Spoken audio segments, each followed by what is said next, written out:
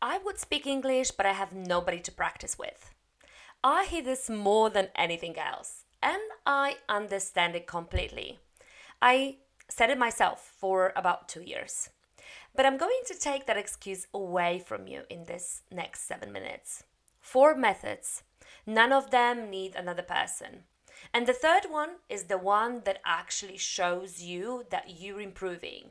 Hi, I'm Anna, and I'm an English coach and TEFL teacher. And English isn't my first language. I'm Polish and I built my English mostly alone, long before I had anybody to practice with. So let's go. Method 1, and it's the one that I would start today. Narrate what you're doing out loud. Making dinner.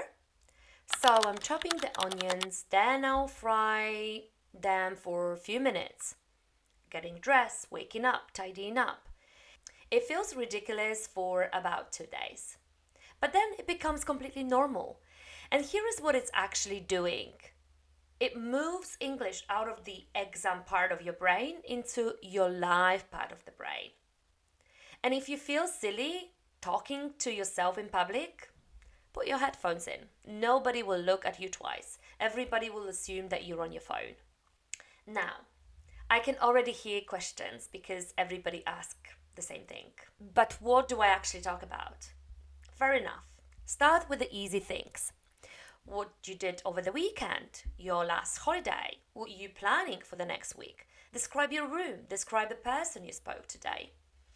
And when you run out, because you will run out at some point, there are two options. One, talk about whatever you just watched or listened in English. Retell it. You already got the topic and half of the vocabulary. Number two, use a random topic generator. There are websites that just give you a subject and you will talk about it for a minute. No thinking, no choosing. I will link the one I use below in the description. That removes the last excuse. You don't need inspiration, you need a subject and your mouth. Method 2, and it's the fastest things when it comes to pronunciation. Find a short clip of somebody speaking English, the one you like. Play a sentence, pause, and say it back. But copy the music, not just words. The rhythm, where the voice goes up, where the speed up, where they have a gap. 5 minutes of that is worth an hour of pronunciation theory because you're copying a real human instead of reading a description of a sound. This one of the two things is genuinely changed my English. Seriously. The other one is next. Method 3. Record yourself. And I want to spend the proper time on this because it's the one method that will also allow you to measure your progress. Here is the problem with learning alone. You can't really feel progress. It's like watching a plant. You do the work, nothing visibly changes, and after 6 weeks, you decided it isn't working and you basically stop. Recording fixes that. Here is exactly how. Once a week, record a 60 seconds. 60-second video of yourself talking about your day, your weekends, your opinions on something. It doesn't really matter.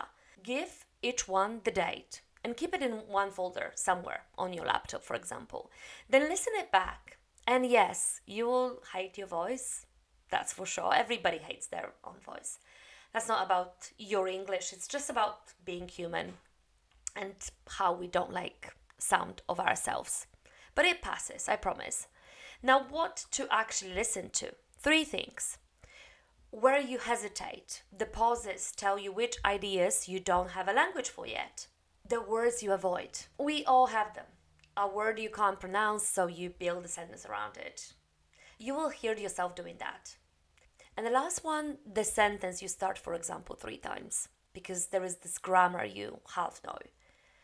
And what's the beauty of it? That's not criticism. That's your syllabus, written by you, about you, for free. And then, in a month or 2, do the thing that makes all of this worth it. Play the oldest video. You'll hear yourself hesitate on a word you now say without thinking. You will hear a sentence you would say better today, and you will realize something has been happening quickly for the whole time. No teacher told you that. No tests prove it. You become your own proof. And honestly, that will keep you going more than anything I could say in this video. Method 4, and this one is the newest one. You can now have a real spoken conversation with AI anytime for free. It never gets bored, never judges you, and never sighs when you need to try the same sentence over and over again. Use it for the conversation that frighten you. For example, job interview, doctor's appointment, maybe complaining about delivery. Rehearse that hard one before you have to do them. One honest limit though, AI is patient, but it isn't a person. It won't tell you that your phrasing sounded cold or that your joke didn't land. Use it as a gym equipment, not as a friend. So, narrate your life, shadow someone you like, record yourself every week, and rehearse the scary conversation with AI. And if you only have the energy for one thing today, read something out loud for 5 minutes. No thinking, no vocabulary, no pressure. Just your mouth doing English. The excuse is gone. Now tell me in the comments, which one are you trying first? Method 1, 2, 3, or 4. Just the number is enough. I read every single one. And if you start recording yourself this week, come back and tell me in a month what you heard. I would genuinely love to know that. Thanks for watching, and say it right.